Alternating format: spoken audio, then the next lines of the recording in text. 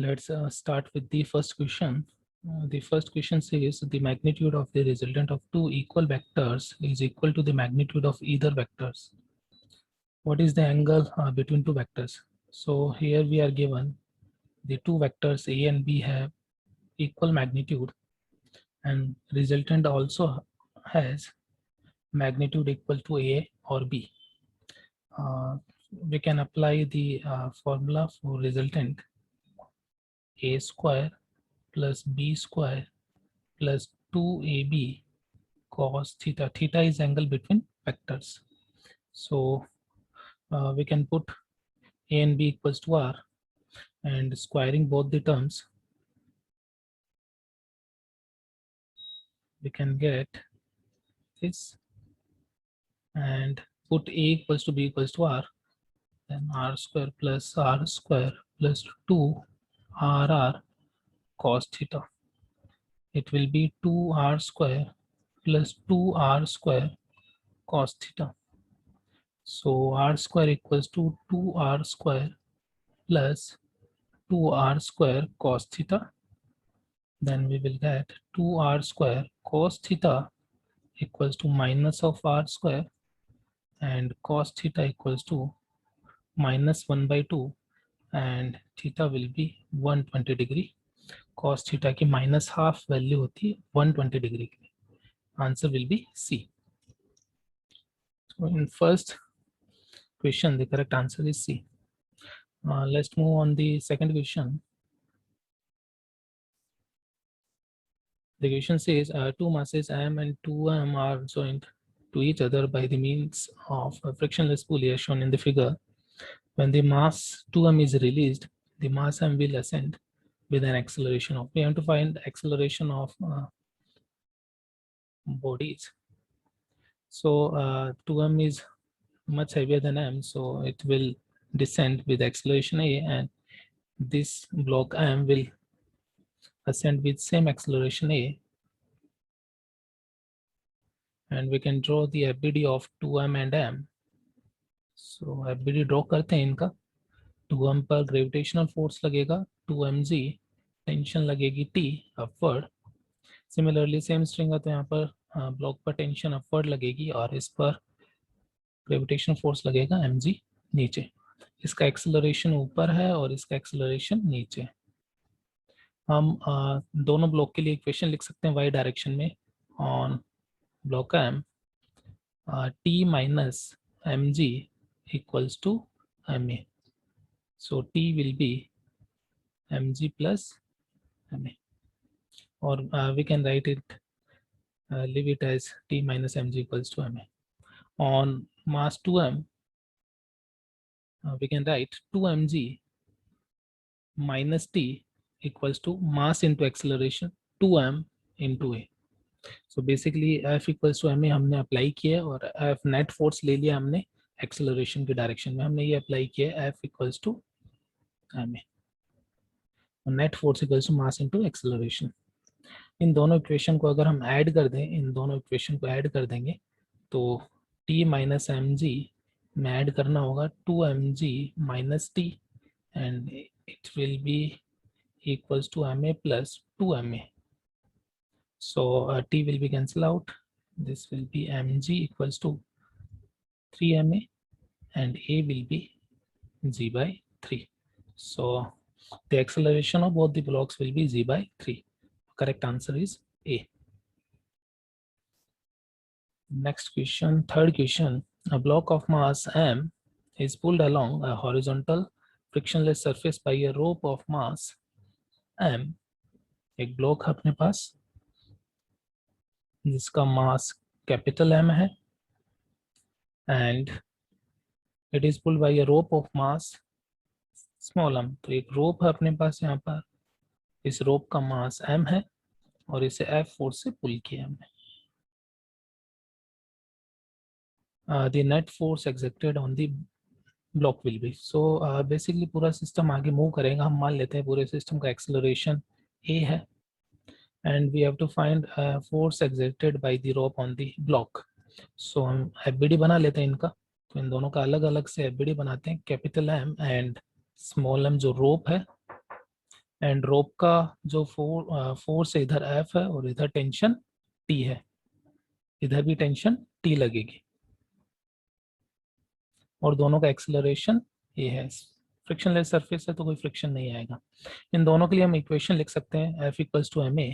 तो फर्स्ट इस ब्लॉक के लिए इक्वेशन अगर लिखें तो आपका टेंशन इक्वल्स टू ma आ जाएगा, एंड इस रोप के लिए इक्वेशन लिखे तो F minus T equals to ma। So basically यहाँ से a की वैल्यू आपकी T बाई कैपिटल M आएगी और यहाँ से a की value F minus T by small m। इन दोनों को हम इक्वेट कर सकते हैं, तो T by M equals to F minus T by small m and we'll get Tm mf minus T capital M. So tension will be M upon M plus M F. So this is the force applied by the rope on the block. So the answer is A. The correct answer is A. Let's see the next question, fourth question. The fourth question says a block is pulled along a horizontal frictionless surface by a rope. The tension in rope will be the same at all points on it. Basically एक block से हम किसी रोप से basically block को पुल कर रहे हैं and यहाँ पर बोला कि टेंशन सभी जगह सेम होनी चाहिए। आप अगर एक रैंडम कट लेते हो यहाँ पर तो यहाँ पर टेंशन और सभी जगह टेंशन सेम होनी चाहिए, इवन यहाँ पर भी टेंशन सेम होनी चाहिए। तो यहाँ पर अगर हम किसी भी सेक्शन x की बात करें, जैसे सपोज मैं इसकी बात कर लेता हूँ x की, और आप इसे सपोज f से पुल कर रहे हो, यहाँ पर टेंशन t है, इसका bd ड्रॉ कर लेते हैं x लेंथ का, तो यहाँ पर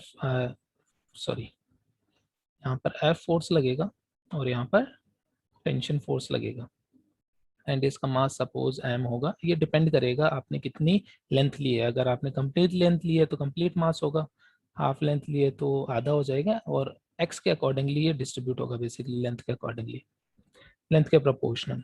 आप इसके लिए इक्वेशन लिख सकते हो F इक्वल्स टू m। अगर ये सिस्टम एक्सेलरेट कर रहा है तो आप इसके लिए इक्वेशन लिख सकते हो F इक्वल्स टू ma, तो F minus T equals to ma।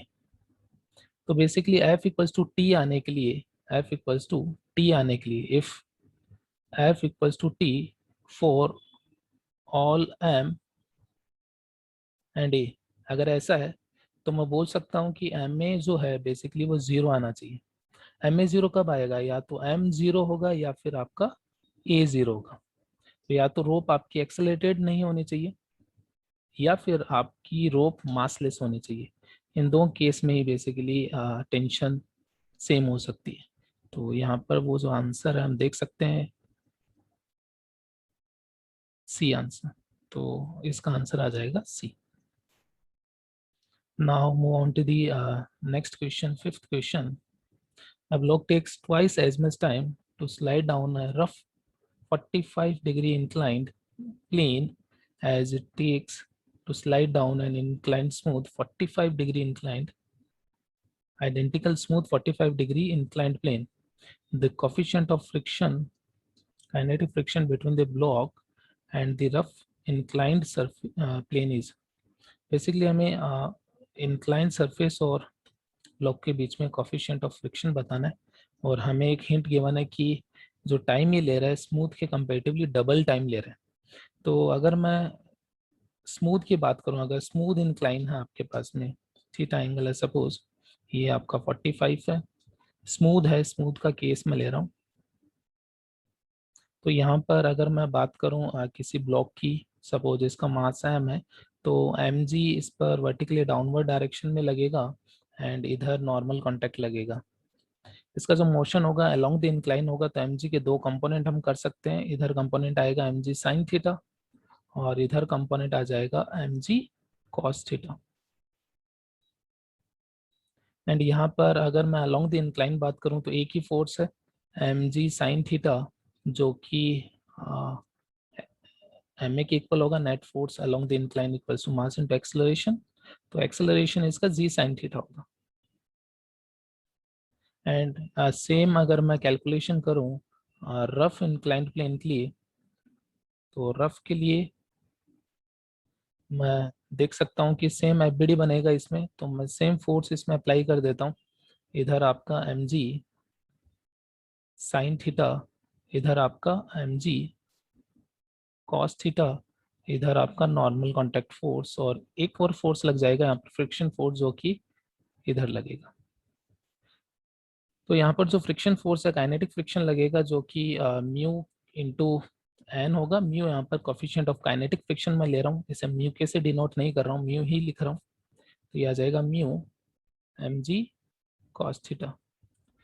तो सेकंड ब्लॉक के लिए हम इक्वेशन लिख सकते हैं अलोंग द इंक्लाइन, जो कि आ जाएगी M G sine theta minus mu M G cos theta equals to M A. F equals to M A along the incline हमने अप्लाई किया और इसका एक्सेलरेशन निकाला। इसका एक्सेलरेशन आ जाएगा जी साइन थीटा माइनस म्यू जी कॉस थीटा।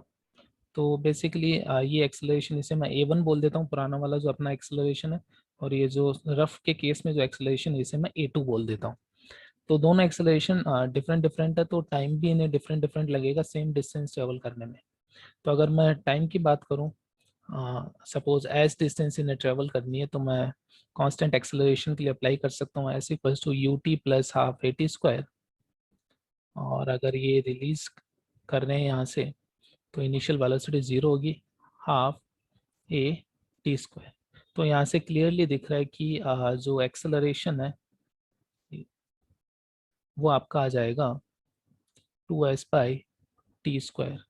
आप बोल सकते हो कि जो एक्सेलरेशन है वो इन्वर्सली प्रोपोर्शनल है 1/t² की। अगर सेम डिस्टेंस से ट्रेवल कर रहे हैं तो 2s कांस्टेंट होगा। तो आप बोल सकते हो यहाँ से कि a1/a2 जो होगा वो होगा t2/t1 whole square, inversely proportional होगा t² के एक्सेलरेशन। तो यहाँ से हम काइनेटिक फ्रिक्शन की वैल्यू कैलकुलेट कर सकते हैं। तो let's start putting the value. हम वैल्यू पुट करते हैं a1 a2 की, तो ये आ जाएगा जी साइन थीटा, a2 आपका आ जाएगा जी sine theta minus mu ji cos theta equals to t2/t1। अब यहाँ पर हमें गिवन है कि जो टाइम लग रहा है वो डबल लग रहा है फ्रिक्शन वाले केस में, मतलब t2 जो टाइम होगा वो डबल होगा t1 का। तो यहाँ से आ, हम बोल सकते हैं कि जो t2 टाइम होगा वो डबल होगा t1 के। तो आप t2/t1 को 2 लिख सकते हो। तो t2/t1 आपका यहाँ से t2/t1 का स्क्वायर मैं पुट कर दूंगा, 2 स्क्वायर, जो कि आ जाएगा आपका 4। एंड थीटा में 45 डिग्री गिवन है। 45 डिग्री के लिए अगर मैं बात करूं तो साइन थीटा कॉस थीटा दोनों की वैल्यू सेम होती है।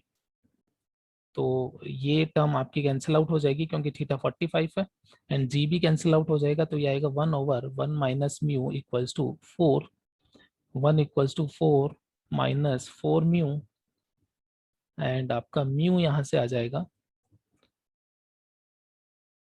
4/5,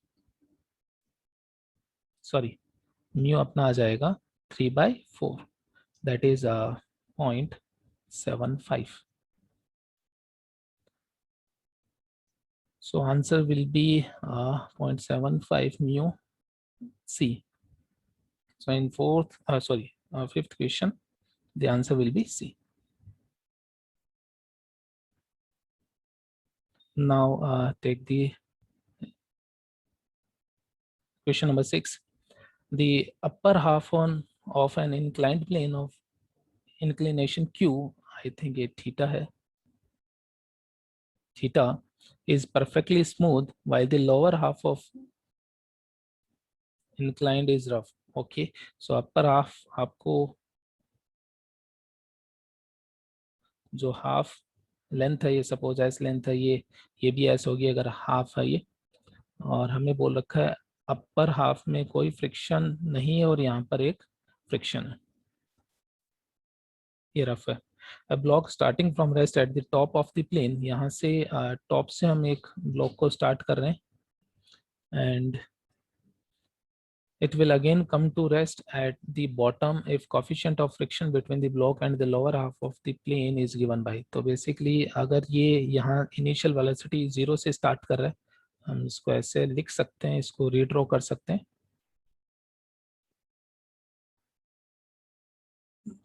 सपोज यहाँ पर रिलीज किया है तो इसकी इनिशियल वेलोसिटी 0 होगी, और जब ये बॉटम पर आता है तो अगेन इसकी वेलोसिटी आपकी 0 हो जाएगी. तो इनिशियल एंड फाइनल वेलोसिटी इसकी 0 है. एंड यहाँ पर हमें म्यू और टेन थीटा के बीच में रिलेशन निकालना है. यहाँ पर हम एनर्जी के मेथड से भी कर सकते हैं, जिसमें हम एनर्जी कंजर्वेशन अप्लाई कर सकते हैं, लेकिन हम उस मेथड से नहीं कर रहे हैं. यहाँ पर आप एनर्जी कंजर्वेशन नहीं, वर्क एनर्जी थ्योरम आप अप्लाई कर सकते हो और वहाँ से आंसर इजीली आ जाएगा. लेकिन हम लॉज ऑफ मोशन और काइनेमेटिक्स की हेल्प से इसे करते हैं. तो यहाँ पर जो ब्लॉक है, बेसिकली यहाँ पर जो एक्सेलरेशन होगा, जो हमने प्रीवियस क्वेश्चन में किया था, स्मूथ अगर है तो एक्सेलरेशन इसका जी साइन थीटा होगा, जो अभी हमने कैलकुलेट किया था यहाँ पर. और अगर ये रफ है तो इसका जो एक्सेलरेशन होगा यहाँ पर जी साइन थीटा माइनस म्यू जी कॉस थीटा होगा. राइट. तो यहाँ पर अगर ये दोनों एक्सेलरेशन, अगेन मैं ये कैलकुलेशन नहीं कर रहा हूँ, सेम कैलकुलेशन हम कर सकते हैं. तो यहाँ पर जो एक्सेलरेशन होगा इसका a1 होगा, जो कि प्रीवियस क्वेश्चन में हमने कैलकुलेट किया था, और यहाँ पर इसका जो एक्सेलरेशन होगा वो a2 होगा, क्योंकि यहाँ रफ है और दोनों एक्सेलरेशन अलग अलग है. अब हम काइनेमेटिक इक्वेशन लगा सकते हैं. सपोज ये मिड पॉइंट है इसका, ये स्टार्टिंग पॉइंट है ए, ये मिड पॉइंट मैं बी ले लेता हूँ और ये पॉइंट मैं ले लेता हूँ सी. तो अगर मैं ए बी मोशन की बात करूँ, ए बी मोशन, तो ए बी मोशन के लिए मैं लिख सकता हूँ यहाँ पर, सपोज जब ब्लॉक आएगा तो उसकी वेलोसिटी v हो जाएगी.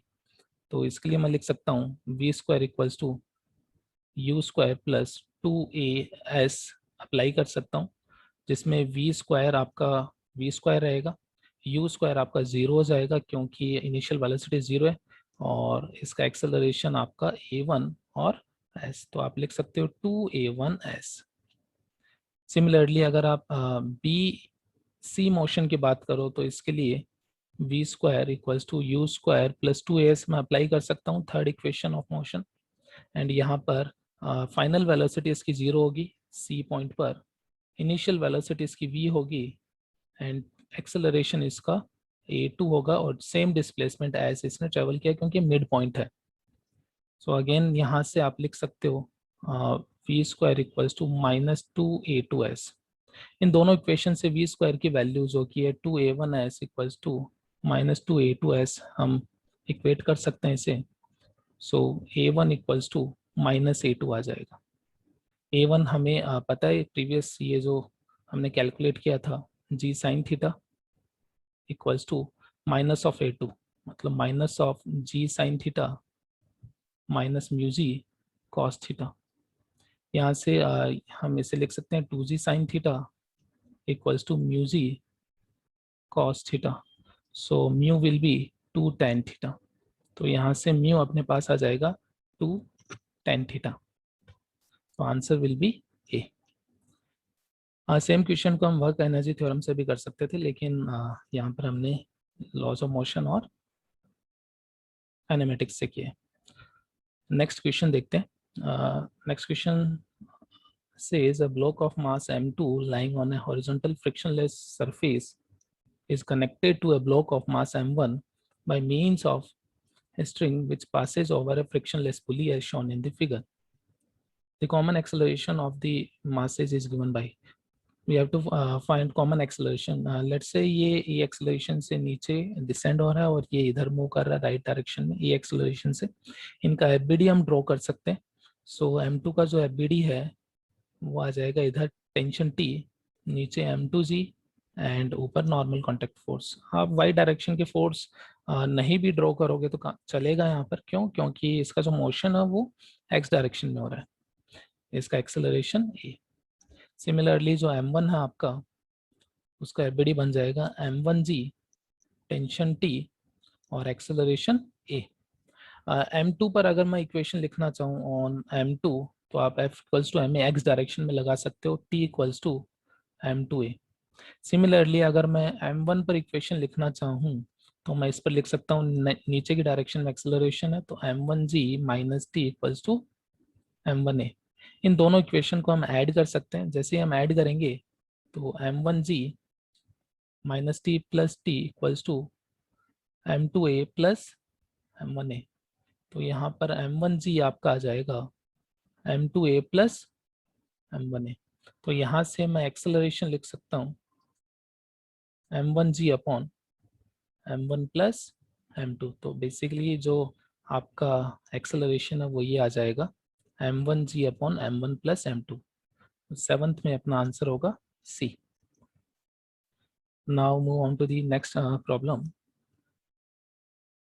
Eighth, a block of mass m is resting on an inclined plane as shown in figure. The inclination of the plane to the horizontal is gradually increased. तो ये inclination basically theta हम increase कर रहे हैं gradually.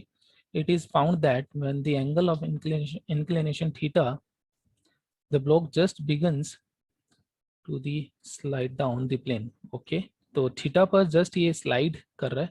What is the minimum force have applied parallel to the plane so that would just make the block move up the plane? तो basically यहाँ पर अगर हम देखें पहली इंफॉर्मेशन अगर देखें कि जस्ट थीटा पर ये स्लाइड कर रहा है, तो अगर आप इसका एबीडी बनाते हो इंक्लाइन पर, जिस पर इस पर mg लगेगा और एक नॉर्मल कांटेक्ट लगेगा और एक फ्रिक्शन फोर्स लगेगा पीछे की तरफ में, क्योंकि नीचे स्लाइड करेगा। यहाँ पर mg के दो कंपोनेंट आ जाएंगे along the incline, mg sine theta और perpendicular to the incline mg cos theta. Again just slide कर रहा है तो एक्सेलरेशन उसका जीरो रहेगा along the incline. Just balance होंगे आपके force, mg sine theta equals to होगा फ्रिक्शन, और फ्रिक्शन की मैक्सिमम जो वैल्यू रहेगी यहाँ पर म्यू इंटू एन रहेगी जस्ट स्लाइडिंग वाले केस में।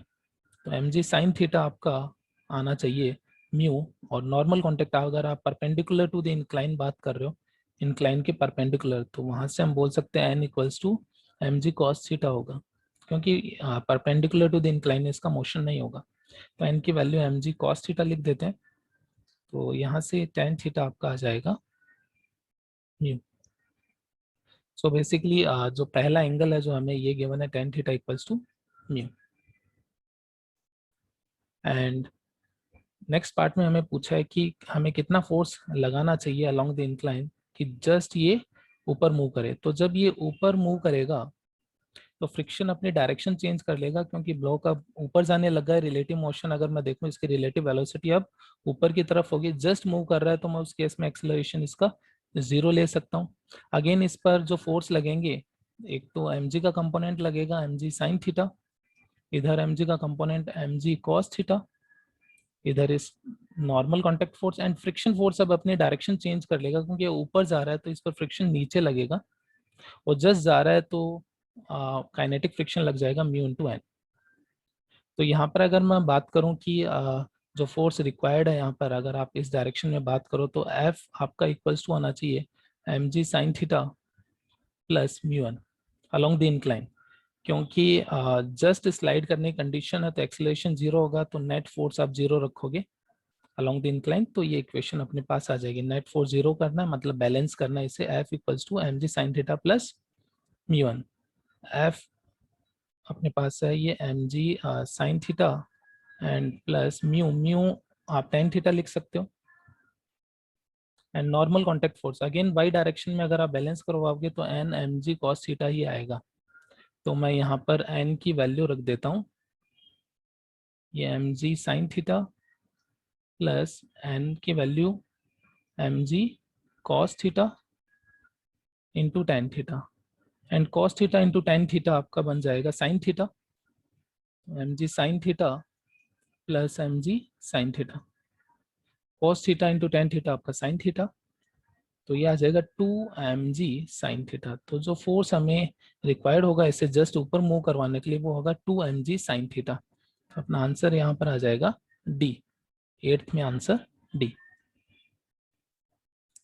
नेक्स्ट क्वेश्चन पे मूव करते हैं। Ninth question, the driver of a car moving at speed 20 metre per second sees a child standing in the middle of a road. He immediately applies brakes to bring the car to rest in 5 second. 5 second में आपकी car rest पर आ जाती है। Initially car आपकी जा रही थी 20 metre per second से, और फाइनली इसकी वेलोसिटी हो जाती है 0, और जो टाइम इस प्रोसेस में लगा है वो 5 सेकेंड का लगा है। Just in time to save the child, if the mass of the car is 940 kg, that of driver 60 kg, what is the magnitude of the retarding force on the vehicle? Basically यहाँ पर retarding जो force लगेगा, तो हम इसको ऐसे देख सकते हैं कि इस पर एक रिटार्डिंग एक्सेलरेशन लगेगा, जैसे ब्रेक अप्लाई होगा, फ्रिक्शन लगेगा, तो उससे एक रिटार्डिंग एक्सेलरेशन आ जाएगा। तो हम इस एक्सेलरेशन की वैल्यू कैलकुलेट कर सकते हैं। तो जो एक्सेलरेशन की वैल्यू उसके लिए हम अप्लाई कर सकते हैं v = u + at, first equation of motion, final velocity 0, initial 20 plus a and time 5। तो a आपका आ जाएगा -4। a -4 है, माइनस डायरेक्शन बता रहा है यहाँ पर। अगर आप मैग्नीट्यूड की बात करो तो ये आ जाएगा 4। यहाँ पर जो रिटार्डिंग एक्सेलरेशन है उसका मैग्नीट्यूड 4 है, तो रिटार्डिंग फोर्स का मैग्नीट्यूड मैं निकाल सकता हूँ F = ma से टोटल सिस्टम का मास। तो सिस्टम में कार और ड्राइवर है, तो आप इसको लिख सकते हो 940 + 60 एंड इंटू 4, तो ये आपका आ जाएगा 4000। तो 4000 न्यूटन बेसिकली रिटार्डिंग फोर्स होगा यहाँ पर। तो अपना आंसर आ जाएगा D. Now the next problem, 10th problem. Horizontal force of 300 Newton pulls two blocks of masses m1 10 kg, m2 20 kg, which are connected by a light inextensible string and lying on horizontal frictionless surface. What is the tension in the string? Tension हमें calculate करनी है। तो अगर इन दोनों block को मैं system ले लेता हूँ सबसे पहले, तो ये पूरा ब्लॉक बन जाएगा एक m1 + m2 का, ये पूरा सिस्टम है, और इस पर बाहर फोर्स लगेगा F। कोई फ्रिक्शन नहीं है, तो इसका एक्सेलरेशन हम इजीली लिख सकते हैं F = m1 + m2 × a। तो एक्सेलरेशन आपका आ जाएगा F/m1 + m2। एक्सेलरेशन आने के बाद हम जो m1 ब्लॉक है उसका FBD बना सकते हैं। तो m1 ब्लॉक पर इधर टेंशन लग रहा है, कोई भी फ्रिक्शन नहीं है, और इसका एक्सेलरेशन a हमें पता है। तो इसके लिए हम F = ma अप्लाई कर सकते हैं हॉरिजॉन्टल डायरेक्शन में। तो T = m1a, और a की वैल्यू आपकी आ जाएगी F/m1 + m2। तो टेंशन आपकी आ जाएगी m1 हमें गिवन है 10, F हमें गिवन है 300, और ये हमें गिवन है m1 10 एंड m2 20। तो ये आ जाएगा आपका 100 Newton. So the force of tension जो होगा यहाँ पर स्ट्रिंग में वो 100 न्यूटन होगा। तो 10th में अपना आंसर आएगा A. Let's see the problem number 11, question 11.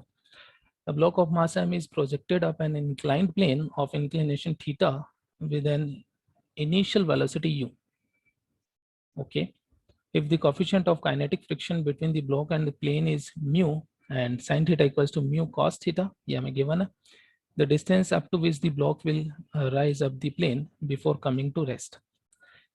So यहाँ पर हमें एक relation given है, और u वेलोसिटी से हम प्रोजेक्ट कर रहे हैं along the incline, up the incline इस ऑब्जेक्ट को, एंड यहाँ पर किसी डिस्टेंस पर इसकी, किसी हाइट पर इसकी वेलोसिटी 0 हो जाती है। सपोज डिस्टेंस इसकी s है, ये डिस्टेंस इसकी डिस्प्लेसमेंट हम s अज्यूम कर लेते हैं। सबसे पहले इसका एक्सेलरेशन कैलकुलेट करते हैं। तो एक्सेलरेशन कैलकुलेट करने के लिए आपको इसका FBD बनाना पड़ेगा। इसका FBD बनाते हैं। यहाँ पर mg फोर्स लगेगा एंड नॉर्मल कॉन्टैक्ट फोर्स लगेगा, और फ्रिक्शन फोर्स, अगर ये ऊपर जा रहा है तो फ्रिक्शन फोर्स नीचे लगेगा रिलेटिव वेलोसिटी के अपोजिट। एंड यहाँ पर मैं mg के दो कंपोनेंट कर सकता हूँ। एक कंपोनेंट आपका mg sin theta along the incline, और ये एंगल ये कंपोनेंट आपका mg cos थीटा। तो वाई डायरेक्शन में कोई मोशन नहीं हो रहा है, तो मैं यहाँ पर लिख सकता हूँ कि n जो होगा वो आपका mg cos थीटा के इक्वल होगा। एंड इस पर जो फोर्स, रिटार्डिंग फोर्स है जो डाउनवर्ड डायरेक्शन में आएगा, तो उसे मैं लिख सकता हूँ a = -mg sin theta plus friction. Minus direction मैंने ये डायरेक्शन पॉजिटिव अज्यूम किए, ये डायरेक्शन नेगेटिव, इसलिए मैंने नेगेटिव साइन लगा दिए एक्सेलरेशन इसका अलोंग द इंक्लाइन कैलकुलेट करने के लिए। सो एक्सेलरेशन, सॉरी, यहाँ मास से भी हमें डिवाइड करना पड़ेगा, फोर्स अपॉन मास, ये बेसिकली एम ए रहेगा, force equals to M A, and यहाँ पर एक्सेलरेशन आपका आ जाएगा minus of ji sine theta plus friction upon M, friction upon M. Friction की वैल्यू हमें कैलकुलेट करनी पड़ेगी, तो काइनेटिक फ्रिक्शन यहाँ पर लगेगा, तो फ्रिक्शन आपका म्यू एन होगा, जो कि mu M G cos theta. तो हम फ्रिक्शन की वैल्यू यहाँ पर रख सकते हैं, g sine theta minus plus mu M G cos theta by M,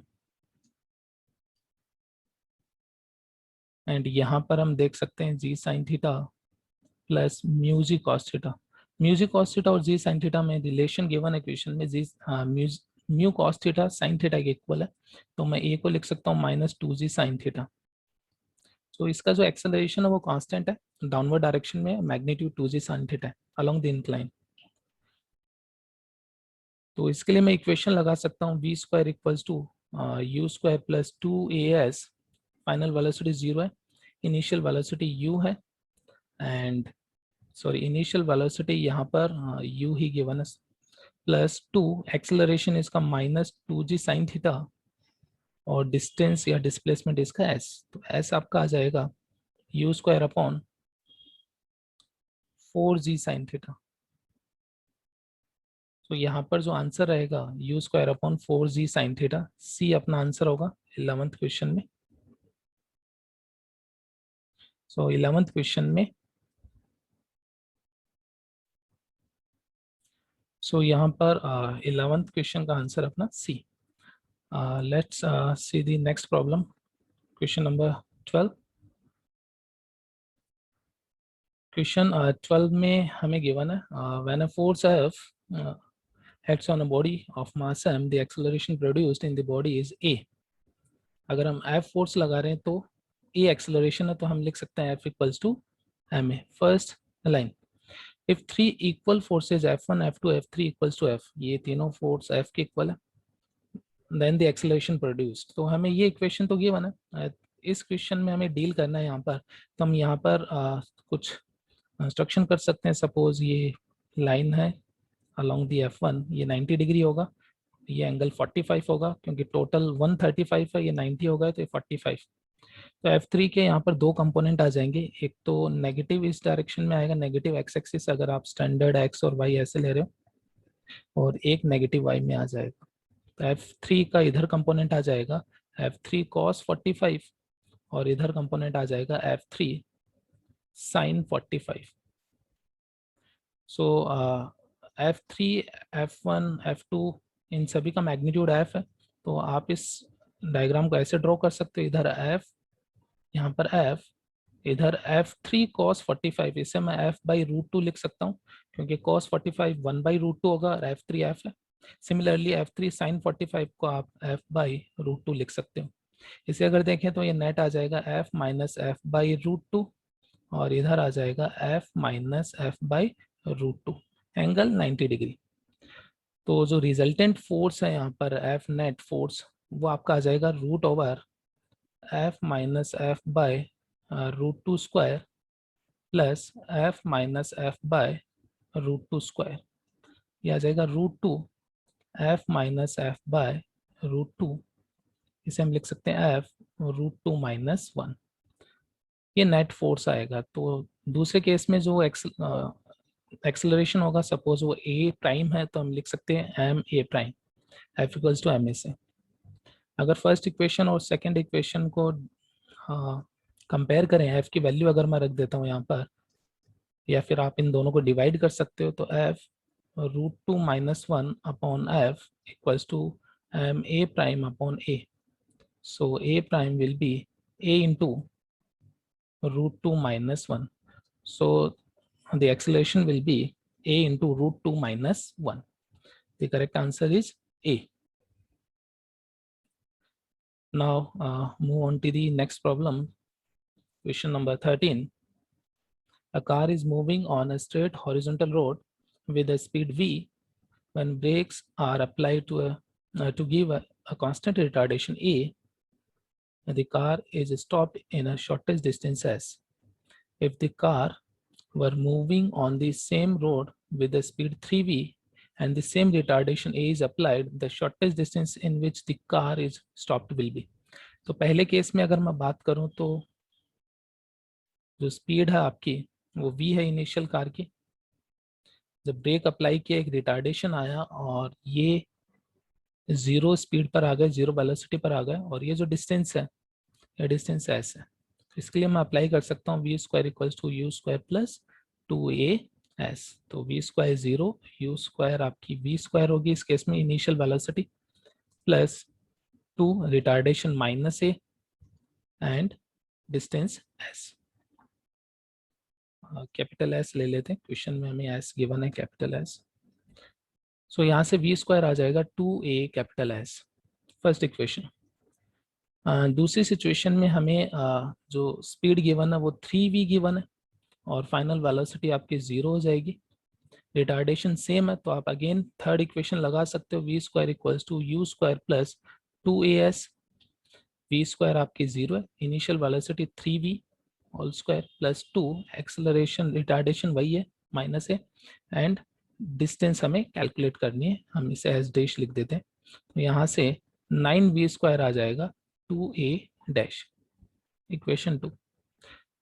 second और फर्स्ट इक्वेशन को डिवाइड अगर कर देते हैं, 9v square upon v square equals to 2as dash upon 2as, और यहाँ से v square cancel out, 2 cancel out, a cancel out, तो s डैश आपका आ जाएगा 9s। तो बेसिकली जो डिस्टेंस होगी इस केस में, वो जो रुकने के लिए डिस्टेंस इसे ट्रेवल करनी पड़ेगी वो 9s होगी, option C. Now let's see the question number 14. The resultant of two vectors a and b subtends an angle of 45 with either of them.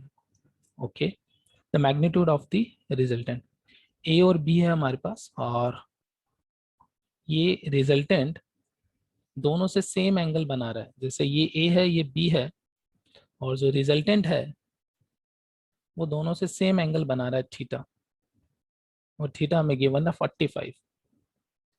अगर रिजल्टेंट दोनों वेक्टर से सेम एंगल बनाता है तो हमें पता होना चाहिए कि दोनों वेक्टर का जो मैग्नीट्यूड है वो इक्वल होगा। फर्स्ट थिंग, अगर दोनों वेक्टर से सेम एंगल बना रहे, आप इसे ऐसे भी देख सकते हैं, थीटा 45 है तो मैं बोल सकता हूँ ए और बी दोनों वेक्टर आपके परपेंडिकुलर होंगे, क्योंकि थीटा 45 है तो ये एंगल इनके बीच में 90 डिग्री होगा।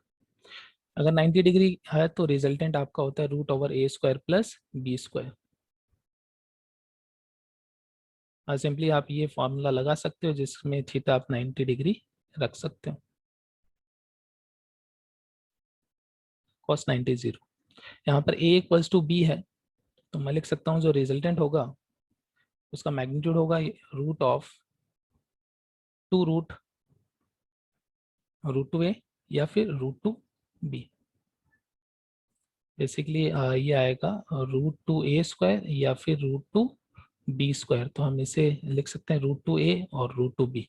अपना आंसर यहाँ पर जो गिवन है वो बी हो जाएगा, 14 क्वेश्चन में अपना आंसर आ जाएगा बी।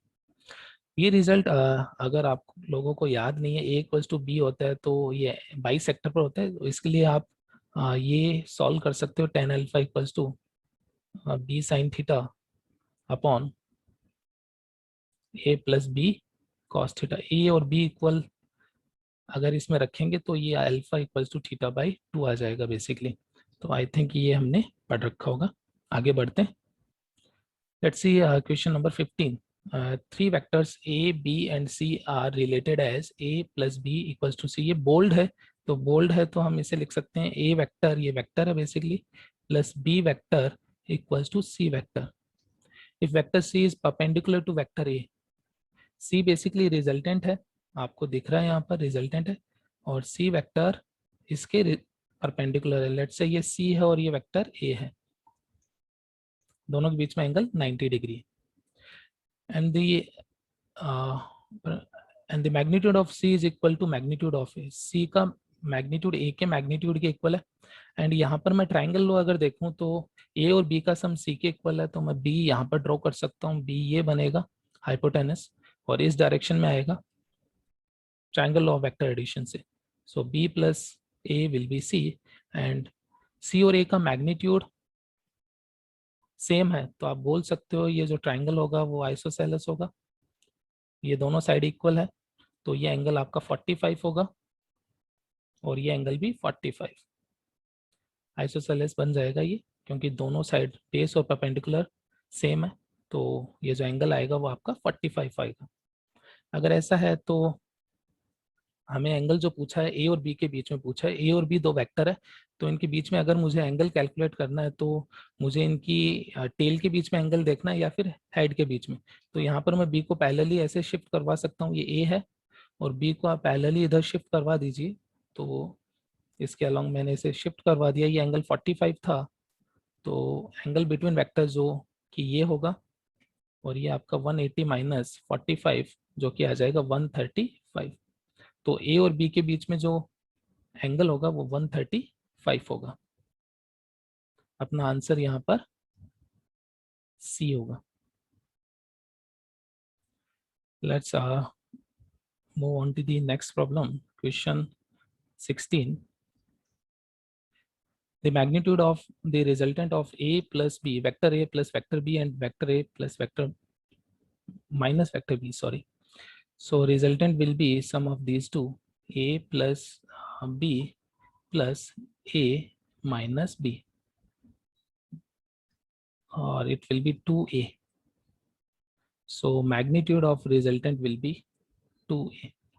Answer A. 16 में अपना आंसर आ जाएगा A. Question 17. A stone falls from rest. The distance covered by the stone in the last second of its motion equals the distance covered by it during the first 3 seconds of its motion. How long does the stone take to reach the ground? Basically last जो second आपकी उसमें जो distance travel किए last second में वो first 3 distance second में distance travel के equal है। तो इनिशियली स्टोन को आपने रिलीज किया, रेस्ट से स्टार्ट किया, इनिशियल वेलोसिटी 0 होगी। 3 सेकंड में इसका डिस्प्लेसमेंट हम कैलकुलेट कर सकते हैं। इसे S3 में बोल देता हूँ। इसका एक्सेलरेशन g डाउनवर्ड होगा, तो मैं S3 equals to ut plus half AT square लगा देता हूँ, ut plus half AT square. So u यहाँ पर आपका 0 है, एक्सेलरेशन आपका माइनस g है, g को मैं g ही रहने देता हूँ एंड t यहाँ पर हमें 3 गिवन है तो 3 स्क्वायर, तो माइनस 9g/2। बेसिकली डिस्प्लेसमेंट है विद डायरेक्शन आया। तो मैग्नीट्यूड की अगर मैं बात करूँ डिस्टेंस, तो डिस्टेंस का जो मैग्नीट्यूड है, सॉरी डिस्प्लेसमेंट का जो मैग्नीट्यूड है जो कि अपनी डिस्टेंस होगी 9g/2 एंड लास्ट सेकंड में जो डिस्टेंस ट्रेवल होगी यहाँ पर उसके लिए nth सेकंड में डिस्टेंस ट्रेवल का एक्सप्रेशन हमें याद होगा u plus a/2 to 1 minus 1। ये अप्लाई कर देते हैं, u 0 है, एक्सेलरेशन माइनस g है 2 एंड लास्ट सेकंड में मान लेता हूँ n है तो 2 1 माइनस 1। तो Sn आपका आ जाएगा माइनस g/2 टू 1 माइनस 1। ये फर्स्ट इक्वेशन थी, ये आपकी सेकंड इक्वेशन है। अगर आप मोड की बात कर रहे हो, डिस्टेंस ले रहे हो, केवल डिस्प्लेसमेंट नहीं ले रहे हो, तो आप इसे प्लस कर सकते हो। तो ये डिस्टेंस आ जाएगी, डिस्प्लेसमेंट का मैग्नीट्यूड इस केस में। और हमें गिवन है कि ये जो डिस्टेंस है वो इक्वल है, तो हम दोनों डिस्टेंस को इक्वल कर देते हैं, फर्स्ट और second. 9g/2 equals to g/2 two 1 minus 1। G आपका कैंसिल आउट हो जाएगा, 2 भी कैंसिल आउट हो जाएगा और यहाँ से 9 आपका आ जाएगा 2 1 minus 1। 2 1 equals to 10, n equals to 5। So यहाँ पर जो लास्ट सेकंड है वो 5th सेकंड है, तो मैं बोल सकता हूँ कि टोटल जो टाइम इसने लिया होगा ग्राउंड पर पहुंचने का वो 5 सेकंड लिया होगा। लास्ट सेकंड यहाँ पर t इक्वल्स टू 5 रहा होगा। Now Question number 18. Two balls of mass m1 and m2 are thrown vertically upward with the same speed u. If air resistance is neglected, they will pass through their point of projection in the same in downward direction with the speed. Okay, so basically यहाँ पर एक body को हमने suppose यहाँ से project किया u speed से, और ये ऊपर जा रही है वापस नीचे आएगी इसी लाइन के अक्रॉस। तो मैं यहाँ पर इधर ड्रॉ कर देता हूँ। तो जब ये वापस यहाँ आएगी इसका डिस्प्लेसमेंट 0 होगा। सेम पॉइंट पर जब ये वापस आ जाएगी घूम पर, अगर इनिशियल पॉइंट पर वापस आ रही है ये, तो आप बोल सकते हैं इसका डिस्प्लेसमेंट 0 होगा। तो मैं थर्ड इक्वेशन ऑफ मोशन लगा सकता हूँ v square equals to you square plus 2as। अगर इसका डिस्प्लेसमेंट 0 है तो v square equals to you square होगा। तो आप बोल सकते हो v equals to plus minus U. Plus और माइनस केवल डायरेक्शन बता रहा है, तो मैग्नीट्यूड वाइज अगर मैं बात करूं तो इसकी जो स्पीड रहेगी इस पॉइंट को क्रॉस करते समय वो u ही होगी। तो अपना आंसर यहाँ पर d आएगा। Now question number 19. The velocity time graph of a stone thrown vertically upward with an initial velocity of 30 meter per second is shown in the figure. तो बेसिकली हमने 30 मीटर पर सेकेंड से एक stone को vertically upward project किया। The velocity in the upward direction is taken as positive. upward direction हमने positive ली है, and that in the downward direction is negative. downward direction में negative, तो direction sense ये हमने लिए ऊपर पॉजिटिव आई नीचे negative I. What is the maximum height to which the stone rises? तो बेसिकली मैक्सिमम हाइट पर अगर हम बात करें तो मैक्सिमम हाइट पर यहाँ पर वेलोसिटी इसकी 0 हो जाएगी। तो इन दोनों पॉइंट्स को अगर मैं देखूं, इनिशियल पॉइंट और फाइनल पॉइंट, तो इनिशियल पॉइंट पर वेलोसिटी 30 है जो कि यहाँ से स्टार्ट की है, ये इनिशियल पॉइंट है।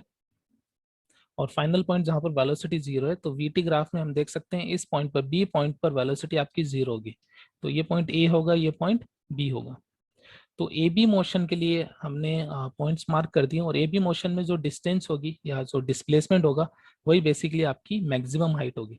तो वीटी ग्राफ से हम एरिया हमें डिस्प्लेसमेंट मिल जाता है, एरिया ऑफ वीटी कर्व आपको डिस्प्लेसमेंट देगा। तो ए से बी तक का एरिया हम कैलकुलेट कर लेते हैं, वही आपका डिस्प्लेसमेंट होगा या फिर मैक्सिमम हाइट होगी ये। सो यहाँ पर ये एरिया हमें कैलकुलेट करना है। तो ये ट्राइंगल है, इसका area half base 3 into height 30, तो हाइट आपकी आ जाएगी 45 मीटर। तो यहाँ पर हम बोल सकते हैं कि जो मैक्सिमम हाइट होगी वो आपकी 45 मीटर होगी, B. Let's move on the next problem, question number 20. Question 20, the variation in the speed of a car during its 2-hour journey is shown in the graph of figure. The magnitude of the maximum acceleration of the car occurs during the interval. तो basically हमें maximum acceleration find करना है। तो VT graph हमें given है, VT graph, तो slope of VT graph जो basically slope of VT curve हमें acceleration देगा। तो हमें यही चेक करना है कि कहाँ पर इसकी स्लोप मैक्सिमम है। तो स्लोप को हम रिलेट कर सकते हैं इंक्लिनेशन से। जैसे ये लाइन है, इसकी स्लोप थीटा है, तो थीटा 1 है, और ये अगर ज़्यादा स्टीप होगी, इंक्लिनेशन इसका ज़्यादा होगा, एंगल थीटा 2, तो इसकी स्लोप ज़्यादा होगी। Tan theta 2 definitely greater than tan theta 1। तो यहाँ पर इंक्लिनेशन की अगर मैं बात करूँ तो क्लियरली दिख रहा है कि जो BC पार्ट है इसका इंक्लिनेशन सबसे ज़्यादा है, ये सबसे ज़्यादा एंगल बना रहा होगा यहाँ एक्स एक्सिस से। तो हमारा आंसर हो जाएगा BC, D answer. Now let's see the numerical type problems. Question number 21. A body starting from rest moves in a straight line with a constant acceleration a for a time interval t during which it travels a distance s1. तो initially हमें given है कि s1 distance travel की है और time t1 इसने लिया है। रेस्ट से स्टार्ट किया, इनिशियल वेलोसिटी 0 है, एक्सेलरेशन इस केस में a है। It continues to move with the same acceleration, तो यहाँ से यहाँ से आगे सेम एक्सेलरेशन है a, it continues to move with the same acceleration for the next time interval t, time interval t given है, during which it travels a distance s2, यहाँ पर ये डिस्टेंस ट्रेवल कर रहा है s2, then s2 by s1। तो यहाँ पर ये मोशन को हम ऐसे बोल सकते हैं, first motion A B motion है, दूसरी बी सी मोशन है, एंड ये जो S1 S2 है हम इनको थोड़ा सा ऐसे ड्रॉ कर देते हैं कि ये S2 होगा और ये आपका S1 होगा, और हमें S1 और S2 का रेशियो पूछा है। तो पहले हम बात करेंगे AB मोशन के लिए। तो AB मोशन के लिए हमें इनिशियल वेलोसिटी 0 गिवन है, एक्सेलरेशन गिवन है, टाइम गिवन है। तो S equals to UT plus half AT square में अब यहाँ अप्लाई कर सकता हूँ, एक्सेलरेशन कांस्टेंट है। सो S1 आपका आ जाएगा A से B तक displacement, S equals to UT plus half A and T1 square. It is half A T1 square. S1 हमारे पास आ गया half A T1 square.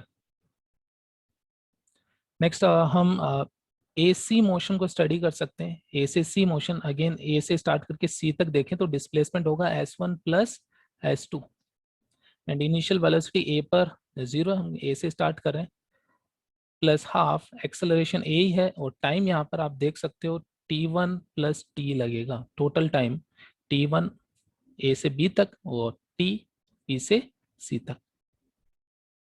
Sorry, T1 और T दोनों इक्वल ही है, मैंने यहाँ पर T1 ले लिया इसे, तो आप इसे 2T लिख सकते हो। सेम इंटरवल दे रखा हमें T और T।